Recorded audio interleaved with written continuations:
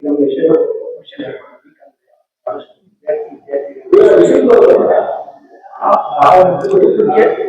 ಧೈರ್ಯ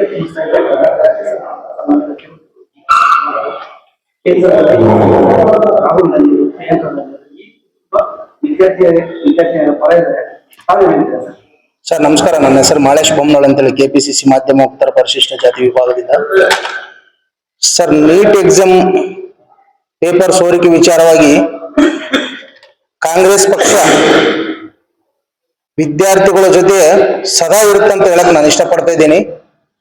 ಅದೇ ರೀತಿಯಾಗಿ ಮೊನ್ನೆ ನಡೆದಂತ ಜಂತರ್ ಮಂತರ್ನಲ್ಲಿ ನಡೆದಂತ ಬಹುದೊಡ್ಡ ಹೋರಾಟದಲ್ಲಿ ನಮ್ಮ ರಾಷ್ಟ್ರೀಯ ನಾಯಕರಾದಂತ ರಾಹುಲ್ ಗಾಂಧಿ ಸಾಹೇಬರು ಪಾಲ್ಗೊಂಡಿದ್ರು. ನಮ್ಮ ಪಕ್ಷದ ಎಐಸಿಸಿ ಅಧ್ಯಕ್ಷರಾದಂತ ಸನ್ಮಾನ್ಯ ಮಲ್ಲಿಕಾರ್ಜುನ್ ಖರ್ಗೆ ಸಾಹೇಬರು ಪಾಲ್ಗೊಂಡಿದ್ರು. ಹಾಗೂ ಪ್ರಿಯಾಂಕಾ ಗಾಂಧಿ ಮೇಡಮ್ ಅವರು ಕೂಡ ಪಾಲ್ಗೊಂಡಿದ್ರು. ಈ ರಾಜ್ಯದ ಜನಪ್ರಿಯ ನಾಯಕರು, ಜನಪ್ರಿಯ ಮುಖ್ಯಮಂತ್ರಿಗಳಾದಂತ ಸನ್ಮಾನ್ಯ ಡಿ.ಕೆ. ಶಿವಕುಮಾರ್ ಸಾಹೇಬರು ಪಾಲ್ಗೊಂಡಿದ್ರು. ಅದೇ ರೀತಿಯಾಗಿ ಮಾಜಿ ಮುಖ್ಯಮಂತ್ರಿಗಳಾದಂತ ಸಿದ್ದರಾಮಯ್ಯ ಸಾಹೇಬರು ಕೂಡ ಪಾಲ್ಗೊಂಡಿದ್ರು. ಪ್ರದೇಶ ಕಾಂಗ್ರೆಸ್ ಸಮಿತಿಯ ಅಧ್ಯಕ್ಷರಾದಂತ ಬಿ.ಕೆ. ಹರಿಪ್ರಸಾದ್ ಸಾಹೇಬರು ಕೂಡ ಪಾಲ್ಗೊಂಡಿದ್ರು. ಜೊತೆಗೆ ಎಲ್ಲಾ ಪ್ರಮುಖ ನಾಯಕರು ಕೂಡ ನಾವು ಪಾಲ್ಗೊಂಡಿದ್ದೀವಿ ಅಲ್ಲಿ. ಆದ್ರೆ ಒಂದು ದುರಂತ ಏನಂತಂದ್ರೆ, ಈ ರಾಜ್ಯದಲ್ಲಿ ಪೇಪರ್ ಸೋರಿಕೆ ಆಗಿದ್ದು ಬಿಜೆಪಿ ಕೇಂದ್ರ ಸರ್ಕಾರ, ಬಿಜೆಪಿಲಿಂದ ಹೊರತಾಗಿ ಕಾಂಗ್ರೆಸ್ ಸರ್ಕಾರದಿಂದ ಅಲ್ಲ.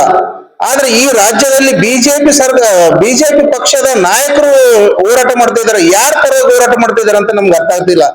ಪೇಪರ್ ಸೋರಿಕೆ ಆದವರು ಪರವಾಗಿ ಮಾಡ್ತಾ ಇದ್ದಾರ ಅಥವಾ ವಿರುದ್ಧ ಮಾಡ್ತಾ ಇದ್ದಾರ? ಕಾಂಗ್ರೆಸ್ ಸರ್ಕಾರ ಕಾಂಗ್ರೆಸ್ ಆಫೀಸಿಗೆ ಮುತ್ತಿಗೆ ಹಾಕಕ್ ಬಂದಿದ್ರು. ನಿನ್ನೆ ಕಾಂಗ್ರೆಸ್ ಆಫೀಸಿಗೆ ಮುತ್ತಿಗೆ ಹಾಕಕ್ಕ ನೀವಲ್ಲ, ನಿಮ್ ಇನ್ನ 10 ಜನ್ಮ ಎತ್ತಿ ಬಂದ್ರು ಕೂಡ ಆಗಲ್ಲ. ಯಾಕಂದ್ರೆ ಹಿಂದೆ ಬ್ರಿಟಿಷರ ವಿರುದ್ಧ ಹೋರಾಟ ಮಾಡಿದಂತ ಪಕ್ಷ ಕಾಂಗ್ರೆಸ್ ಪಕ್ಷ. ನಿಮ್ಮಂತ ಬೂಟ್ ನೆಕ್ಕವ್ರು ಇವತ್ತಲ್ಲ, ಅವತ್ತು ಕೂಡ ಇದ್ರು. ನಿಮ್ಮಂತ ಬೂಟ್ ನೆಕ್ಕವ್ರು, ಬ್ರಿಟಿಷರ ಬೂಟ್ ನೆಕ್ಕಂತ ವಂಶಸ್ಥರು ನೀವೆಲ್ಲರೂ ಅಂತಪ್ಪ ಅವತ್ತೇ ಇದ್ರಿ ನೀವು.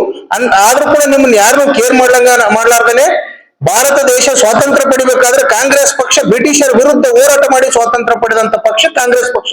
ಹಾಗಾಗಿ ನಿಮ್ಮಂತವ್ರಿಗೆಲ್ಲ ನಾವು ಯಾವುದೇ ಕಾರಣಕ್ಕೂ ಜಗ್ಗದಿಲ್ಲ, ಬಗ್ಗದಿಲ್ಲ. ಕಾಂಗ್ರೆಸ್ ಪಕ್ಷದ ಒಂದು ಕಲ್ಲು ಕೂಡ ಮುಟ್ಟಕ್ಕೂ ನಿಮ್ಮಿಂದ ಆಗಲ್ಲ ಅಂತ ಹೇಳಕ್ ಇಷ್ಟಪಡ್ತಾ ಇದ್ದೀನಿ. ಅದೇ ರೀತಿಯಾಗಿ ಬಿಜೆಪಿ ಮುಖಂಡರು ಕೂಡ ಒಂದು ಹೇಳಿಕೆ ಕೊಟ್ಟಿದ್ದಾರೆ. ಹರಿಪ್ರಸಾದ್ ಸಾಹೇಬರು ಗೂಂಡ ಅಂತೇಳಿ ಒಂದು ಹೇಳಿಕೆ ಕೊಟ್ಟಿದ್ದಾರೆ.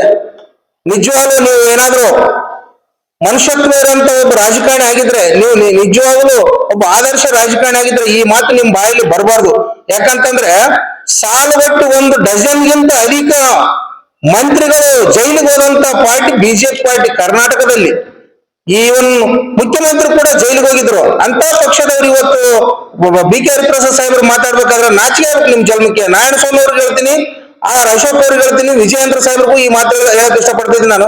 ಮಾತಾಡ್ರಿ ನೀವು, ಆದ್ರೆ ವೈಯಕ್ತಿಕವಾಗಿ ನಿಂದನೆ ಮಾಡಂತ ಮಾತುಗಳು ಆಡ್ಬೇಡ್ರಿ. ಯಾವುದೇ ಕಾರಣಕ್ಕೂ ರಾಜಕೀಯ ಮಾಡಿ ಜನರ ಮನಸ್ಸು ಗೆಲ್ಲಂತ ರಾಜಕೀಯ ಮಾಡ್ರಿ.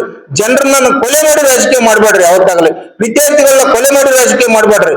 ಒಬ್ಬ ಹಿರಿಯರು ಹೇಳ್ತಾ ಇದ್ರು, ನೀವು ಮಕ್ಕಳಿಗೋಸ್ಕರ ಆಸ್ತಿ ಮಾಡ್ಬೇಡ್ರಿ, ಮಕ್ಕಳೇ ಆಸ್ತಿಯಾಗಿ ಮಾಡ್ರಿ ಅಂತ ಹೇಳಿದ್ರು. ಆದ್ರೆ ಇವತ್ತಿನ ದಿವಸದಲ್ಲಿ ನೀವು ಆ ಆಸ್ತಿ ಆಗಂತ ಮಕ್ಕಳೇ ಕೊಲೆ ಮಾಡ್ತಿದ್ರಿ ಅಂತಂದ್ರೆ ಎಂತ ಕಟಕರು ಇರ್ಬೇಕು ನೀವು. ಆ ಕಟಕರ ವಿರುದ್ಧ ಹೋರಾಟ ಮಾಡ್ಬೇಕಾದ್ರೆ ನಮ್ಮ ವಿರುದ್ಧ ನೀವು ಪ್ರೊಟೆಸ್ಟ್ ಮಾಡ್ತೀರಿ ಅಂತಂದ್ರೆ ನೀವು ನ್ಯಾಯದ ಪರವಾಗಿದ್ರೆ ಅನ್ಯಾಯದ ಪರವಾಗಿದ್ರೆ ಅಂತ ನೀವು ಸ್ಪಷ್ಟನೆ ಕೊಡ್ಬೇಕಾಗತ್ತೆ ಇವತ್ತು ನೀವು.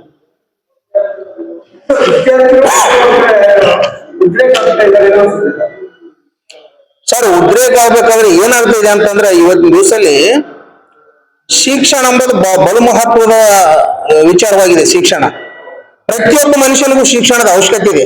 ಈಗ ನೋಡಿ, ಬೇರೆ ಶಿಕ್ಷಣಕ್ಕೂ ನೀಟ್ ಪರೀಕ್ಷೆಗೂ ಬಹಳ ತುಂಬಾ ವ್ಯತ್ಯಾಸ ಇದೆ. ಈಗ ಒಂದು ವರ್ಷದಲ್ಲಿ ನೀಟ್ ಎಕ್ಸಾಮ್ 100 ಜನ ಮಕ್ಕಳು ಪಾಸ್ ಆದ್ರೆ 1 ಲಕ್ಷ ಜನರ ಆರೋಗ್ಯವನ್ನು ಸುಧಾರಿಸ್ತಾರೆ.